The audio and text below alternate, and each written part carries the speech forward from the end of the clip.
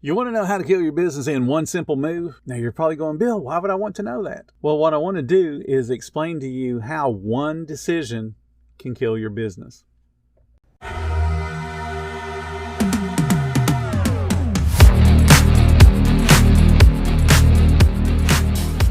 Welcome to the 10-Minute Food Truck Training Podcast. My name is Bill Moore. I am a food truck business coach, author of 5 food truck vending books, including Food Truck 101 and Food Truck 201.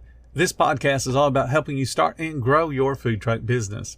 Today's podcast is sponsored by Table Needs. And if you're looking for a game changer for your food truck business, look no further than Table Needs. It is the ultimate package, a killer point of sale system, QR code menu ordering, KDS, and automated sales tax. Plus, they offer business services like marketing and bookkeeping. They're not only just another vendor, they're a business partner.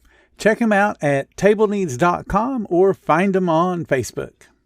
So to answer that question, not understanding the fees and expenses within your own business and how they relate to what you charge people, that's what's going to kill your business. We had a heated debate on charging a fee for credit card acceptance a couple of weeks ago on the Facebook group. I have the admin assist set to terminate a post when it reaches 50 comments in less than an hour. Because usually what that means is there's people bickering back and forth rather than actually answering a question. Because if you think about it, there shouldn't be 50 answers to a single question. This particular question actually had nothing to do about charging a credit card fee. What the question was how do you do it in Square? But most of the people that answered were debating whether they should charge a fee or not to charge a fee. That was not the question. This type of question, though, it does expose more about the business than it does the actual practice of charging a fee. I've worked with several hundred food trucks over the years. Several hundred food trucks. So I'm talking from experience. And I've worked with hot dog cart owners, trailer owners, truck owners, restaurateurs. And I can say with 100% certainty, if the processing fee is the difference in you showing profit or not, you, my friend, have bigger issues than that tiny little fee. Charging a fee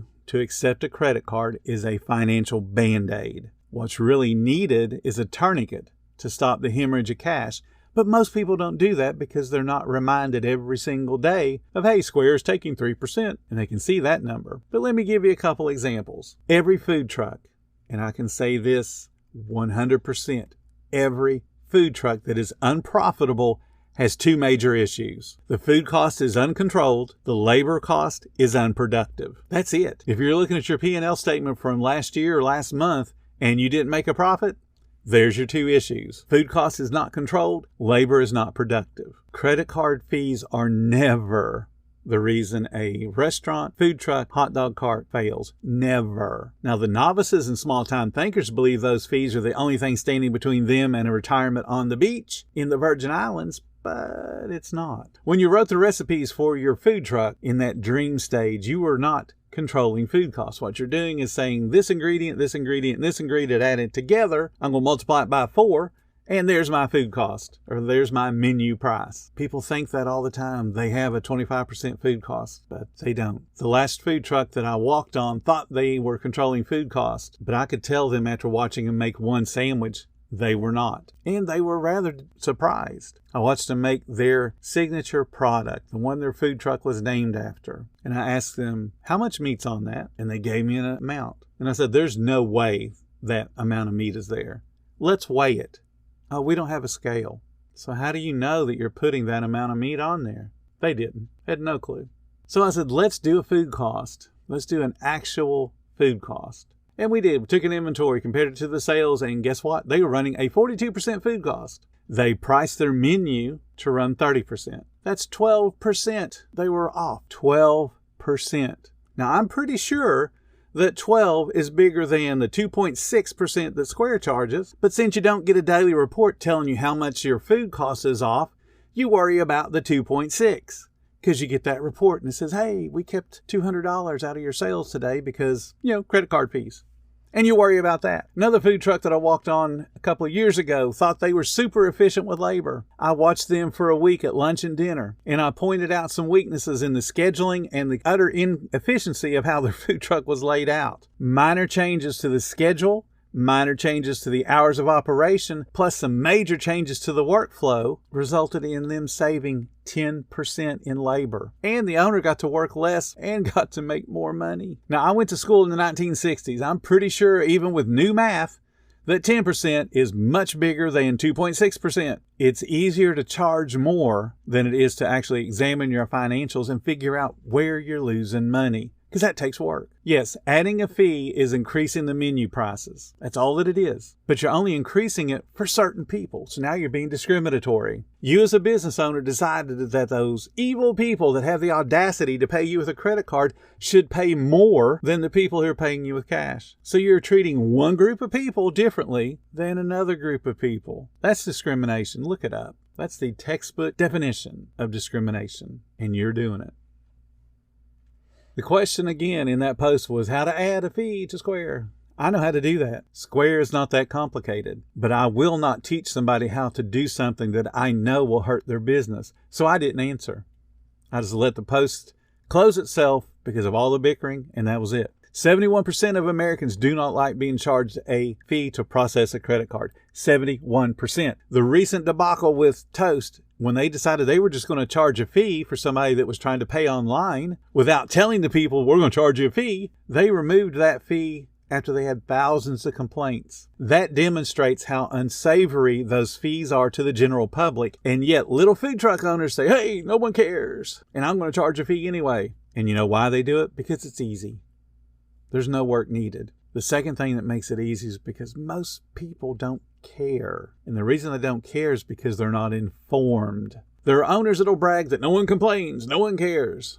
Well, people do care. The problem is food truck owners don't give you a receipt that has that little line on it that says, hey, we're charging you a fee for you giving us money. Because that's the only way to put that. And without exception, every food truck in my area and most of the food trucks I've seen around the country do it wrong. There's no obvious disclaimer on the menu. There's nothing around the order taking window. There's no paper receipts showing the fee.